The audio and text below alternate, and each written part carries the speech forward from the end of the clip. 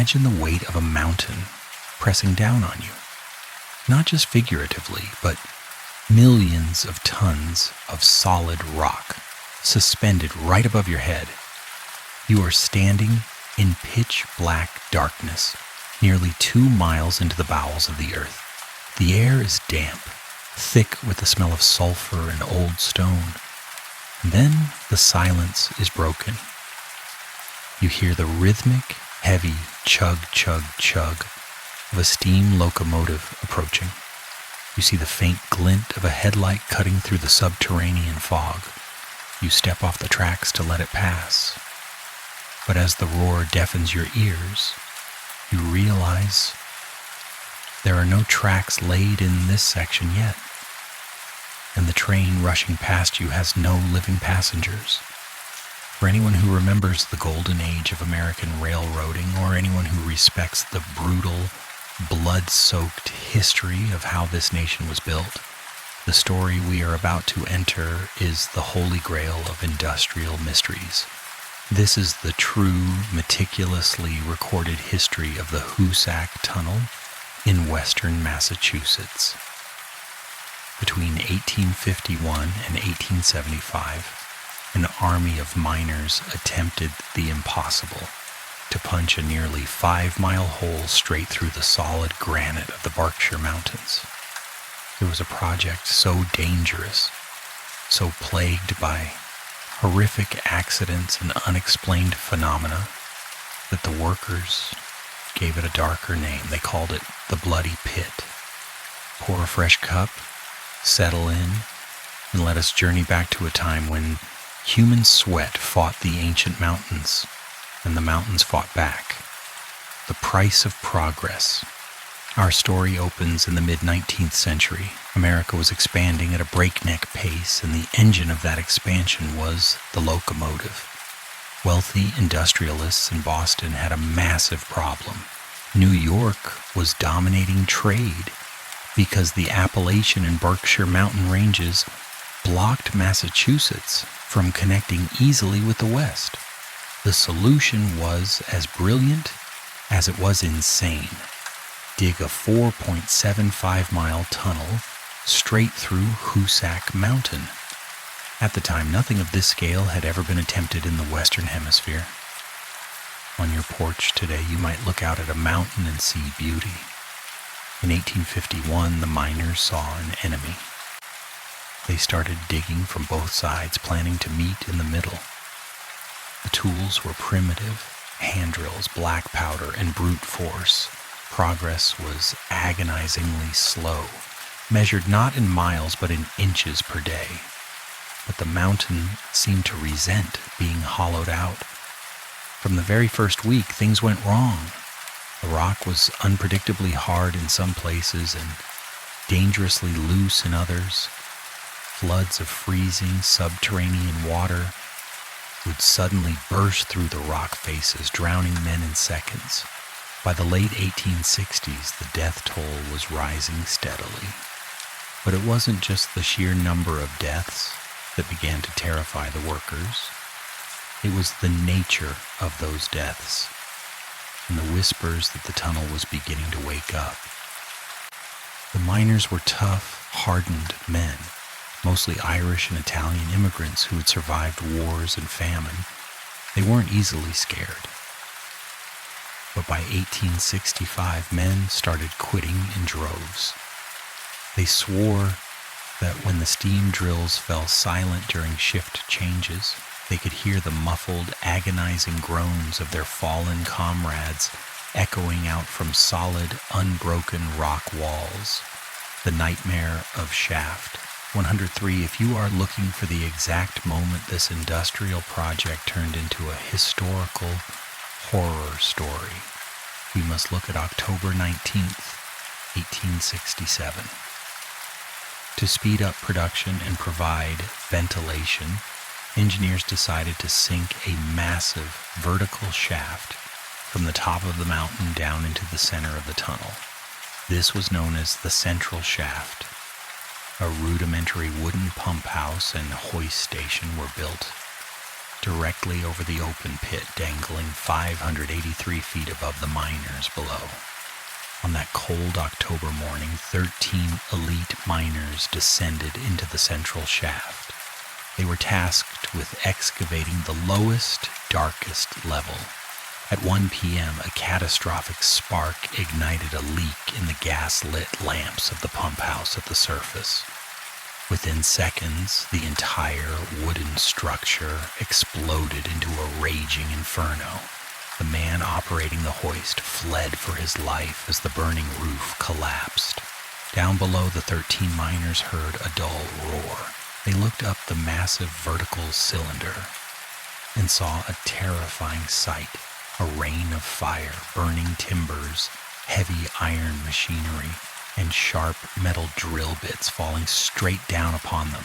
The fiery debris completely smashed the water pumps, instantly flooding the bottom of the shaft, and sealed the exit with tons of jagged burning wreckage. The air supply was cut off instantly. The next morning, a brave volunteer named Sybil Sanderson was lowered down the smoking toxic pit in a makeshift bucket to look for survivors. The air was so foul he could barely breathe. He reached the debris pile, looked through the smoke, and pulled his signal rope to be hauled back up immediately. When Sanderson broke through to the surface, his face was ghostly white. He told the engineers that the bottom of the shaft was a toxic tomb of water and carbon monoxide. He swore there was no sign of life. Because the fire had destroyed the machinery and the shaft was filled with toxic gas, the company made a cold, business-oriented decision. They suspended recovery operations for a year. For nearly 1 year, the bodies of those 13 miners sat at the bottom of that dark, flooded pit. When the pumps were finally rebuilt and the wreckage was cleared a year later, the recovery team braced themselves for a gruesome sight. But what they found baffled the doctors. The miners hadn't been crushed by the falling machinery. They had survived the initial impact. Evidence showed that the men had built a crude raft out of floating timbers to stay above the rising water. They had huddled together in the pitch black, waiting for a rescue party that never came. Analysis of their lungs proved that several of them had lived for days, slowly suffocating in the dark, directly beneath the feet of the townspeople walking on top of TE to be hauled back up immediately. Mountain. The Phantom Trio. After the horror of the central shaft, the Hoosac tunnel was no longer just a construction site, it was an active haunting. The miners refused to enter the tunnel alone. They claimed that the 13 spirits of the central shaft had taken up residence in the dark recesses. In 1869, the tunnel authorities hired a world-renowned explosives expert named Ned Brinkman and his partner, Billy Kelly. Their job was to introduce a highly volatile, terrifying new invention to the project: nitroglycerin. Nitro was vastly more powerful than black powder, but it was incredibly unstable. A single drop dropped from a height of a few inches could vaporize a room. Brinkman and Kelly were paid a fortune because every shift could be their last. On a damp night in March, Brinkman and Kelly were working on a heading deep inside the mountain. A local mechanical engineer named Frank Ardiden was walking into the tunnel to bring them fresh supplies. Ardiden was about half a mile away when he heard a muffled boom. He ran forward through the choking sulfur smoke. When he reached the excavation face, he found a horrific scene. A premature explosion had occurred. Ned Brinkman and Billy Kelly hadn't just been killed. They had been atomized against the granite wall. Kelly's body was recovered in pieces, but Brinkman was completely buried under tons of fallen rock. Because of the danger of further collapses, the company chief ordered the work to continue, effectively leaving Brinkman's compressed remains behind the new wall of the tunnel. Precisely 3 days later, Billy Kelly's brother, a hardened man consumed by grief, took a job at the tunnel to see where his brother died. At midnight, during the shift change, Kelly's brother and 2 other miners were walking past the blast site. The tunnel was empty. Suddenly, all 3 men stopped. Out of the darkness ahead, they heard the distinct, unmistakable sound of a human footsteps. But it wasn't the sound of boots on gravel. It was the sound of bare feet walking through the shallow, muddy water between the tracks. They raised their lanterns. The light illuminated a figure standing 20 yards away. The men gasped.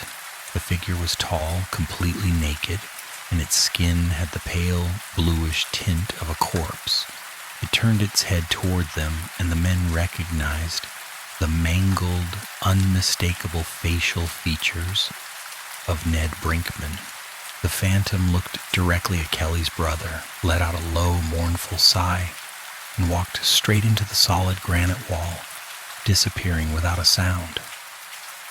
The 2 other miners dropped their tools, ran out of the tunnel, and never returned to the town of North Adams again. The manifestation of 1874. By 1874, the 2 ends of the tunnel were finally nearing each other. The project was almost done, but the mountain seemed determined to exact a final toll. A state inspector named Captain Charles Cromer was sent to evaluate the safety of the interior tracks. Cromer was a decorated Civil War veteran. He had seen the horrors of Gettysburg. He was a man of cold logic, iron nerves, and zero patience for ghost stories. Cromer entered the eastern portal of the tunnel on horseback. Around 2 a.m., accompanied by a local track walker named Thomas Murphy. They rode in silence, the hooves of the horse echoing loudly off the curved stone ceiling. When they reached the 2-mile mark near the infamous central shaft, the horse suddenly stopped dead, its ears pinned back, and it began to sweat profusely, refusing to move forward. "What is it, Murphy?" Cromer asked, reaching for his sidearm. Murphy didn't answer. He just pointed into the dark. Cromer peered into the gloom. Through the damp haze of the tunnel, he saw a cluster of faint, bluish lights floating about 4 feet off the ground. At first, he thought it was marsh gas or phosphorescent fungi, but as the lights drifted closer, they began to take the distinct shapes of human torsos. Cromer watched in absolute disbelief as 13 distinct glowing apparitions floated out from the walls of the tunnel. They wore the tattered rags of 1860s miners. They carried phantom lanterns that cast no light on the stone around them. The spirits moved in a silent, agonizing procession across the tracks, heading toward the central shaft. Cromer swore in his official diary that he could see right through their bodies to the brickwork behind them. One of the figures stopped, turned its hollow, glowing eyes toward the Civil War captain, and raised a hand in a silent gesture of warning. The horse reared back, throwing Cromer to the ground. By the time he and Murphy scrambled to their feet and raised their oil lanterns, the lights were gone. The tunnel was dead, silent. Captain Cromer, a man who scoffed at superstition, submitted an official report to the Massachusetts State Rail Commission the following week. In it, he stated that while the structural integrity of the tunnel was sound, the interior possessed an unnatural, oppressive atmosphere that defies scientific explanation. The legacy of the bloody pit. On Thanksgiving Day, 1873, the miners finally broke through the last barrier of rock. The two sides met. The engineering marvel was complete. The first train rolled through the Hoosac Tunnel in 1875. It had taken 24 years, cost millions of dollars, and claimed the lives of an estimated 195 human beings, though historians believe the unregistered immigrant death toll was closer to 300. It remains one of the deadliest civilian engineering projects in American history, but completion didn't stop the anomalies. Well into the 20th century, engineers operating steam and early diesel locomotives through the Hoosac Tunnel reported seeing headlights coming toward them on the single-track line, forcing them to slam on their emergency brakes in a panic, only for the approaching light to vanish into thin air a few yards before impact. Even today, in the modern era, the Hoosac Tunnel is still active, carrying freight trains through the heart of the Berkshires, but it is heavily guarded and strictly off-limits to pedestrians. The rail company keeps a secure perimeter, not just to protect people from the trains, but because of what still happens inside when the trains aren't running. Hikers who walk near the West Portal in North Adams report that even on warm July afternoons, the air pouring out from the mouth of the tunnel is ice cold and smells distinctly of black powder and wet coal. And if you stand close enough to the ventilation shafts at the top of the mountain at midnight when the wind dies down, you can still hear the faint rhythmic sound of pickaxes striking solid stone. Miles beneath the earth, the Hoosac Tunnel stands as a monument to human ingenuity and the relentless pursuit of progress. But it also stands as a reminder that some wounds inflicted upon the earth never truly heal. The men who broke the mountain became part of it, and their stories continue to echo through the dark, straight into the annals of America's greatest unsolved mysteries. The incident of 1912 and the cold iron. As the 19th century gave way to the 20th, the technology running through the Hoosac Tunnel changed dramatically. The choking, toxic smoke of coal-fired steam engines was a constant threat to passengers inside a 5-mile tube. To solve this, in 1911, the Boston and Maine Railroad spent a fortune to electrify the tunnel, hanging massive, high-voltage electrical lines along the ceiling. They believed that by removing the smoke, they would remove the ghosts. They thought modern electricity would finally sanitize the dark belly of the mountain. They were dead wrong. On a freezing night in February 1912, an experienced electrical engineer named James Winston was tasked with inspecting a sudden drop in voltage near the 2-mile mark, coincidentally, the exact sector beneath the central shaft. Winston was riding a small motorized rail car called a speeder. He was equipped with the latest diagnostic tools and heavy rubber insulation. Winston was a practical man of the new century. He believed in voltage, currents, and copper wires. But as he rumbled deep into the concrete-lined darkness, his speeder's headlight began to flicker violently. He stopped the car to check the battery connection. As he stood up on the tracks, the temperature inside the tunnel plummeted. He could see his own breath in the beam of his handheld lantern. Then the 11,000-volt overhead lines began to sing. It wasn't the normal hum of electricity. It was a rhythmic rising and falling pitch that sounded exactly like an old Latin funeral hymn. Winston froze. The sound was vibrating through the heavy iron rails beneath his boots. He looked down the tracks toward the east portal. Out of the darkness, a figure appeared, walking casually along the third rail, the heavily charged rail that would instantly vaporize a human being upon contact. Winston called out, thinking it was a trespasser or a drunk miner. "Get off the tracks. That rail is live." The figure didn't stop. It walked with a heavy mechanical stride. As it entered the dim circle of Winston's lantern light, the engineer's heart stopped. The man was dressed in the wool waistcoat of an early Victorian laborer. His face was completely smooth, because it had no eyes, no nose, and no mouth. It was a blank slate of gray, pale flesh. As this faceless entity drew parallel to Winston, the high-voltage lines above blew out in a shower of brilliant blue sparks.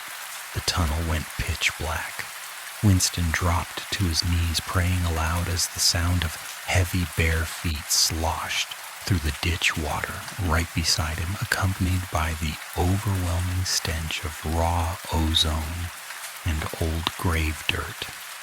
When the power was restored by the main station an hour later, search parties found Winston huddled in the fetal position on his rail car, his hair having reportedly turned entirely white from shock. His official logbook contained only one sentence written after the blackout: "The electricity is not ours inside this mountain." The World War II.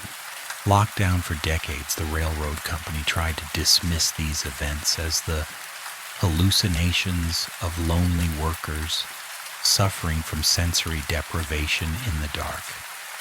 But during the height of World War II, the United States government took the Hoosac Tunnel very, very seriously. In 1942, the tunnel was deemed a critical piece of national infrastructure.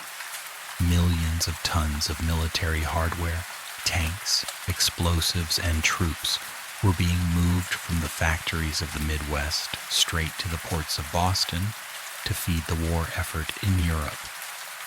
If a saboteur blew up the Hoosac Tunnel, it would paralyze the American military pipeline. The U.S. Army deployed a detachment of military police, MPS, to guard both portals 24 hours a day. These weren't superstitious locals. These were battle-hardened soldiers trained to shoot first and ask questions later. Corporal Frank Kowalski was stationed at the West Portal in North Adams. It was a brutal December night with 3 feet of snow blocking the mountain passes. Kowalski was patrolling the mouth of the tunnel with his standard-issue M1 Garand rifle. Around 3 a.m., Kowalski saw a campfire. Now this was impossible. The area around the portal was heavily fenced under floodlights and guarded by armed checkpoints. Yet looking deep inside the mouth of the tunnel, about 200 yards in, he could clearly see the dancing orange flames of a wood fire and 3 figures huddled around it, warming their hands. Kowalski clicked off his safety, raised his rifle, and blew his whistle. "Halt! Who goes there? Identify yourselves!" The figures didn't move. Kowalski called for his sergeant over the field telephone, reporting a massive security breach. Leaving the sergeant to bring reinforcements, Kowalski cautiously stepped inside the tunnel, his boots crunching on the gravel. As he drew closer to the fire, the air grew paradoxically colder, not warmer. The orange flames cast no shadows on the curved brick walls of the tunnel. And then he heard what they were saying. The 3 men were speaking in a heavy, archaic Irish dialect, their voices echoing hollowly. They weren't talking about the war with Germany. They were arguing about the price of black powder and complaining that the company hadn't paid them their wages for the month of August 1862. Kowalski's blood turned to ice. He took 2 steps back. At that moment, one of the figures stood up and turned around. The soldier saw that the man's chest was completely hollowed out, as if shattered by a blasting mishap, exposing a rib cage with nothing but darkness inside. Kowalski fired 3 rounds from his M1 Garand straight into the entity.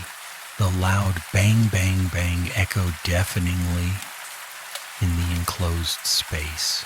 The bullets passed straight through the figure, sparking harmlessly off the granite tracks behind them. The moment the bullets hit the rock, the campfire, and the 3 men vanished instantly, leaving nothing but the smell of sulfur and the echo of the gunshots. When the sergeant and 5 other heavily armed MPs rushed into the tunnel seconds later, they found Kowalski staring at 3 spent brass casings on the ground. The area was ice cold, and there was no ash, no wood, and no sign of any physical fire. The Army officially classified the incident as an accidental discharge due to guard fatigue. But Kowalski was transferred out of Massachusetts the very next week. The missing link of 1973. As we move into the modern era, the mystery takes a turn that mirrors the strange geographical disappearances of the western United States. In October 1973, exactly 100 years after the miners broke through the Central Rock, a young hitchhiker and college student named Danny Campbell decided to walk over the top of Hoosac Mountain. Danny was an amateur historian, fascinated by the stories of the old Central Shaft. He left the town of Florida, Massachusetts, telling his friends he was going to find the concrete cap that modern engineers had used to seal the 583-foot vertical ventilation shaft. He carried a camera, a notebook, and a flashlight. Danny never came back. A massive search was launched by the Massachusetts State Police. They combed the thick brush and the rocky ridges of the mountain. They found his camera sitting on a rock, less than 50 feet from the old, rusted iron fence surrounding the central shaft cap. When the film inside the camera was developed by the police lab, it revealed something that baffled the detectives. The first 12 pictures were standard landscape shots of autumn foliage. The 13th picture was taken at dusk. It was aimed directly down at the solid concrete cap of the shaft. But in the photo, the concrete wasn't solid. The image showed a swirling, dark mist rising out from the center of the stone, and within the mist, the faint, distorted shapes of multiple human hands reaching upward toward the lens. The police brought in heavy equipment to check if the concrete cap had cracked or failed, potentially causing Danny to fall down the 500-foot drop. The seal was completely intact. It was 4 feet of solid, reinforced industrial concrete. There was no hole, no crack, and no physical way through. Yet Danny Campbell had vanished from the face of the earth, leaving his camera behind as a silent witness to something that defied the laws of solid matter. We are still not at the end of the line. The Hoosac Tunnel holds secrets that transition into the 21st century, including modern audio recordings that have captured the voices of the bloody pit using advanced digital equipment, and the terrifying red light anomaly encountered by modern train conductors. The red light anomaly of 1994. By the late 20th century, human beings no longer walked the tracks of the Hoosac Tunnel for regular maintenance. Instead, the Boston and Maine Railroad used automated diagnostic trains equipped with sensors and cameras to detect structural flaws in the brick lining. The human element had been safely tucked inside the armored steel cabs of massive roaring diesel freight locomotives. but modern machinery proved to be no shield against the ancient horrors of the bloody pit. On a stormy night in November 1994, a veteran train conductor named Arthur "Artie" Higgins was pulling a mile-long line of cargo cars through the Berkshires. Artie had been driving trains for 35 years. He was a no-nonsense New Englander who knew the schedules, the weight ratios, and every curve of the track. He had been through the Hoosac tunnel hundreds of times. As the massive train rumbled into the east portal, the deafening roar of the diesel engines filled the narrow space. Artie settled into his seat, watching the dual beams of the locomotive's headlights cut through the subterranean fog. The tunnel was a straight shot, 4.75 miles of blackness, before breaking out into the town of North Adams.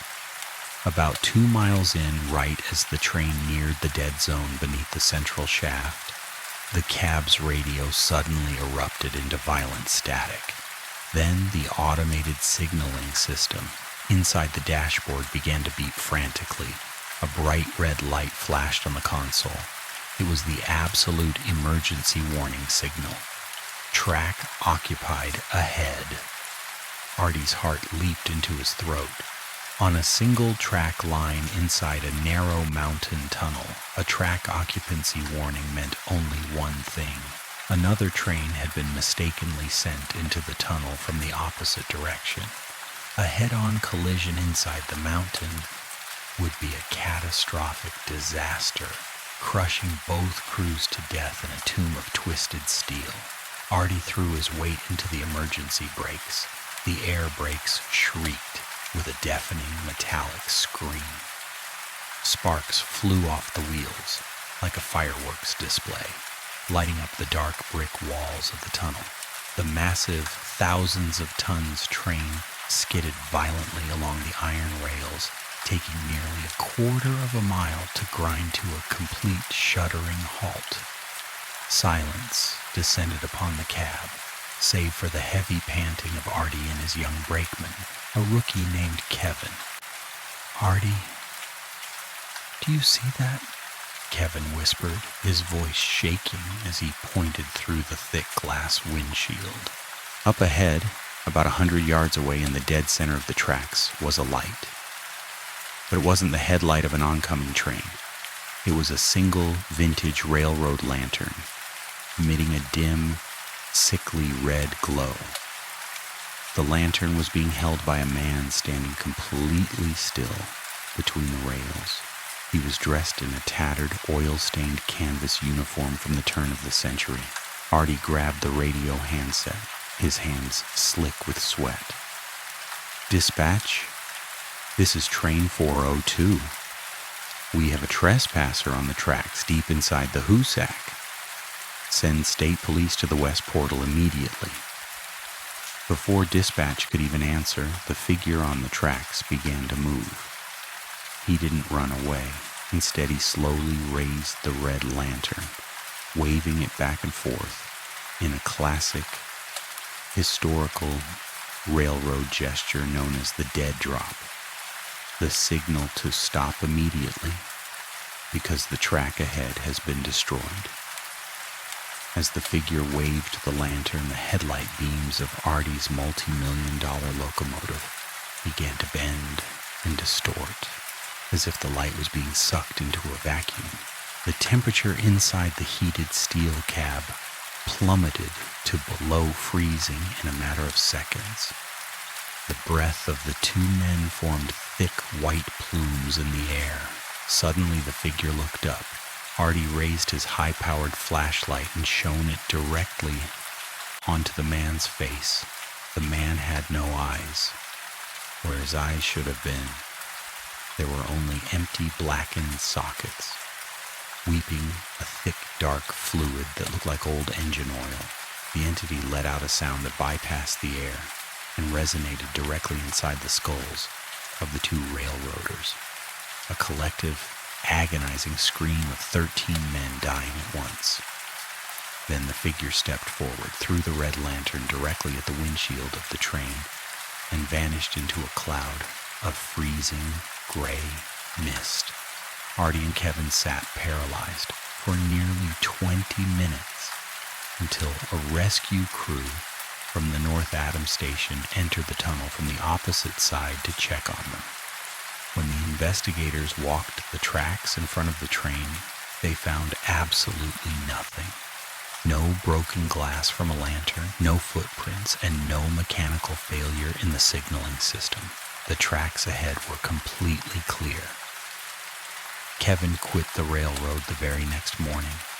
Artie Higgins stayed on for 6 more months, but he refused to ever drive a train through the Hoosac Tunnel again, opting for a longer, less efficient route around the mountain until his retirement.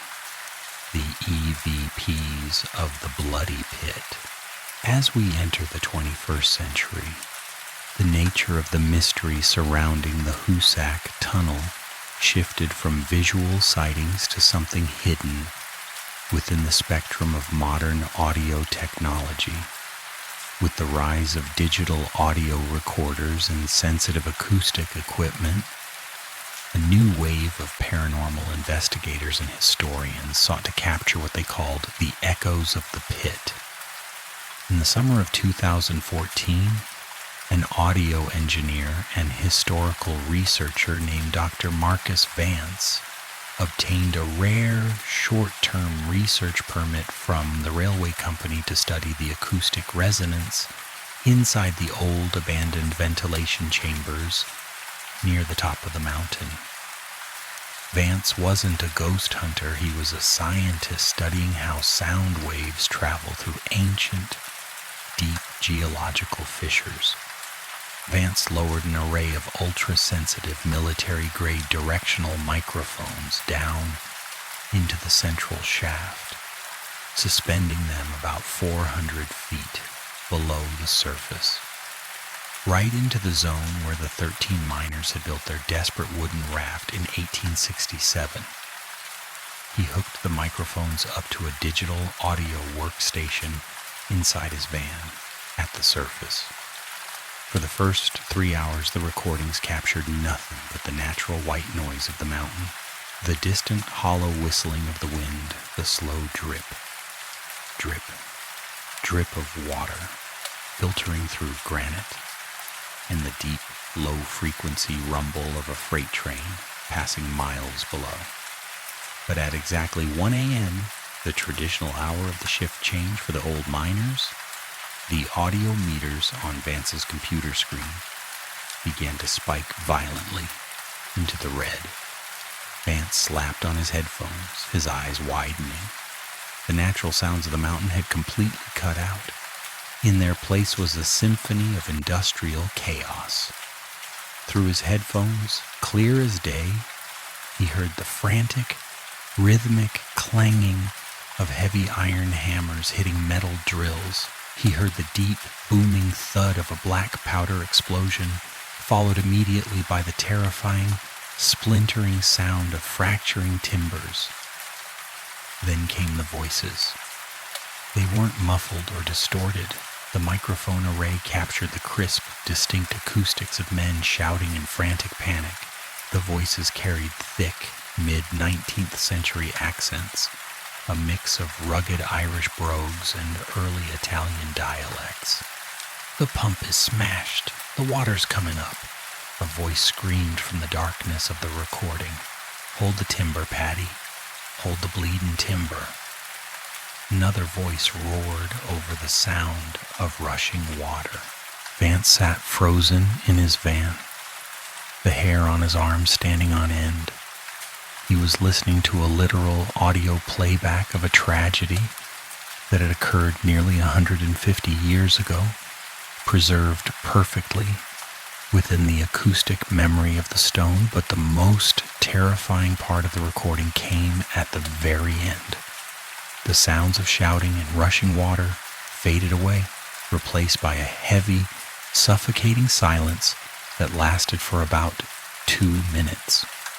Then a single, solitary voice drifted directly into the center microphone.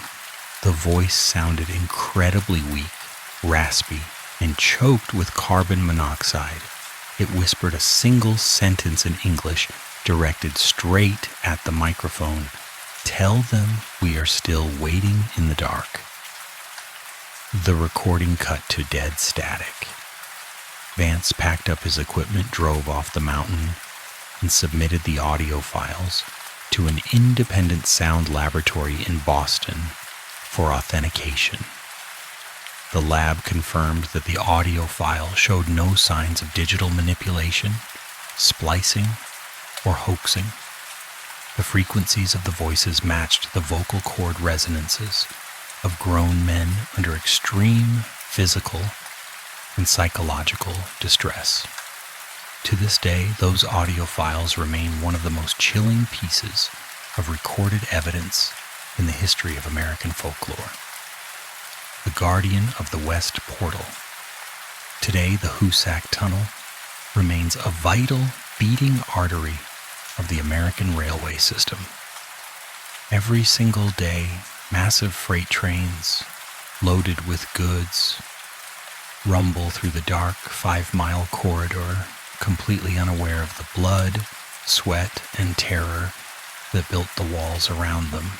The old wooden pump houses are gone, the concrete caps have grown moss, and the town of North Adams has transitioned into a quiet, picturesque New England community.